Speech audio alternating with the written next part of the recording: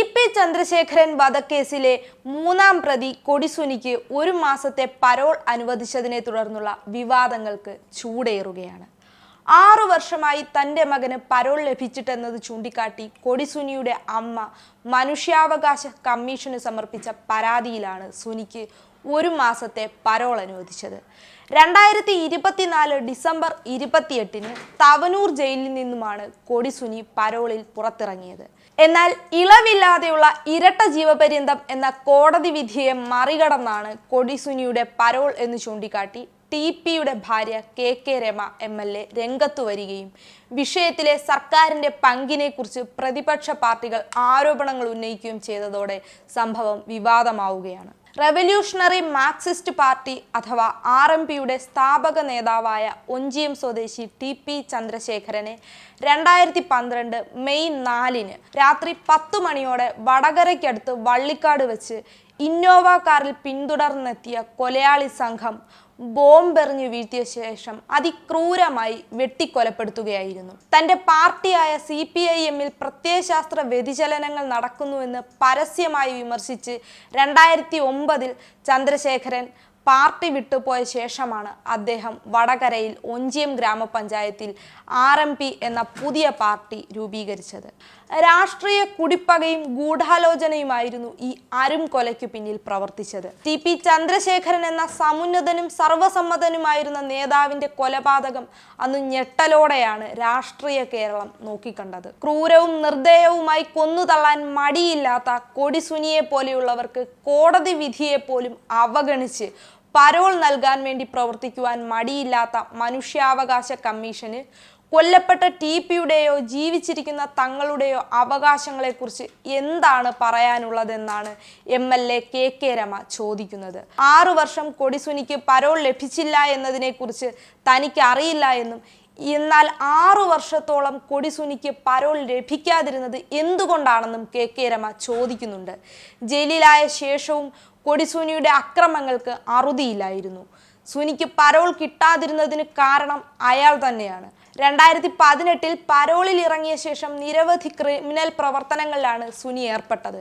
തട്ടിക്കൊണ്ടുപോയി കൊല്ലാൻ ശ്രമിച്ചതും തടഞ്ഞുവെച്ച് ഭീഷണിപ്പെടുത്തിയതും അടക്കം നിരവധി ക്രിമിനൽ കേസുകൾ കൊടിസുനിക്കെതിരെയുണ്ട്.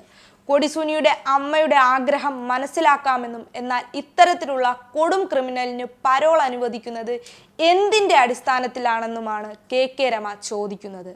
കൊടിസുനിക്ക് പരോൾ ലഭിച്ചതിനെ ന്യായീകരിച്ചും അനുകൂലിച്ചുമുള്ള CPM നേതാവ് P. ജയരാജന്റെ ഫേസ്ബുക്ക് കുറിപ്പിനെയും കെ രമ വിമർശിച്ചു.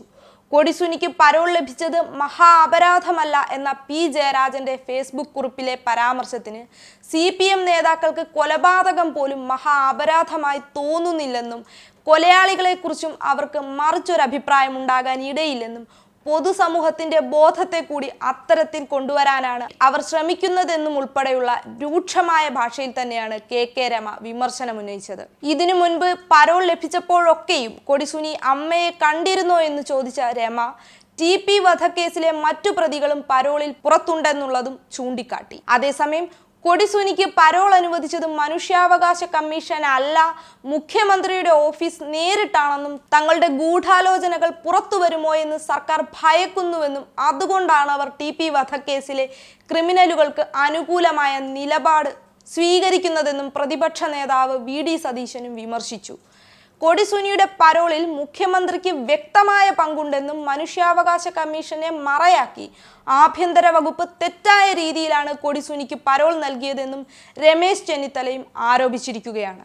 മനുഷ്യാവകാശ കമ്മീഷൻ തന്നെ CPM-ന്റെ ആളുകളാണെന്നും കൊടിസുനിയെ പോലെ ഒരാളിന് ഇപ്പോൾ അടിയന്തരമായി പരോൾ നൽകേണ്ട കാര്യം എന്താണെന്നും ചോദിച്ച ചെന്നിത്തല മുഖ്യമന്ത്രിയുടെ ഇടപെടലില്ലാതെ ഈ പരോൾ കിട്ടില്ലെന്ന് ഉറപ്പിച്ചു പറഞ്ഞു. നിയമപരമായി പരോൾ കിട്ടാനുള്ള നടപടിക്രമങ്ങൾ പാലിക്കാതെ പരോൾ കൊടുത്തിരിക്കുന്നു എന്നതാണ് ഇവിടെ പ്രശ്നമെന്നും രമേശ് ചെന്നിത്തല ചൂണ്ടിക്കാട്ടി. എന്നാൽ പരോൾ കൊടുക്കുന്നത് പാർട്ടിയുമായി ബന്ധപ്പെട്ട കാര്യമല്ലെന്ന തരത്തിലുള്ള ഒഴുക്കൻ മട്ടിലുള്ള വിശദീകരണമാണ് CPM സംസ്ഥാന സെക്രട്ടറി MV ഗോവിന്ദൻ നൽകിയത്. പരോൾ തടവുകാരന്റെ അവകാശമാണെന്നും അത് ഇല്ലാതാക്കേണ്ട കാര്യമില്ലെന്നും MV ഗോവിന്ദൻ കൂട്ടിച്ചേർത്തു. മനുഷ്യജീവന് പുല്ല് വില പോലും കൽപ്പിക്കാതെ അതിക്രൂരമായി ഒരു മനുഷ്യനെ വെട്ടിയരിഞ്ഞു കൊന്നു തള്ളിയവർക്കാണ് മനുഷ്യാവകാശ കമ്മീഷൻ ഇടപെട്ട് പരോൾ നൽകിയിരിക്കുന്നത്.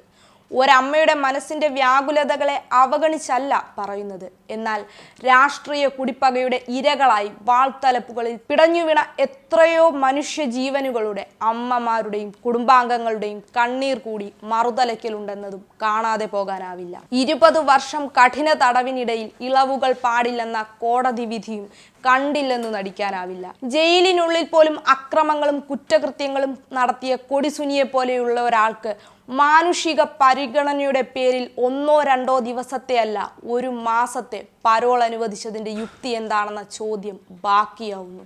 മനുഷ്യത്വരഹിതമായ അരുംകൊല ചെയ്താലും മാനുഷിക പരിഗണനകൾ ആവശ്യത്തിലധികം ലഭിച്ചുകൊള്ളുമെന്ന സന്ദേശമാണോ ഇതുവഴി നൽകപ്പെടുന്നത്? ചോദ്യങ്ങൾ അനവധി ബാക്കിയാവുകയാണ്. ഈ വിഷയത്തിലെ നിങ്ങളുടെ വിലയേറിയ അഭിപ്രായങ്ങൾ കമൻറ്റ് ബോക്സിൽ രേഖപ്പെടുത്തുമല്ലോ. നന്ദി.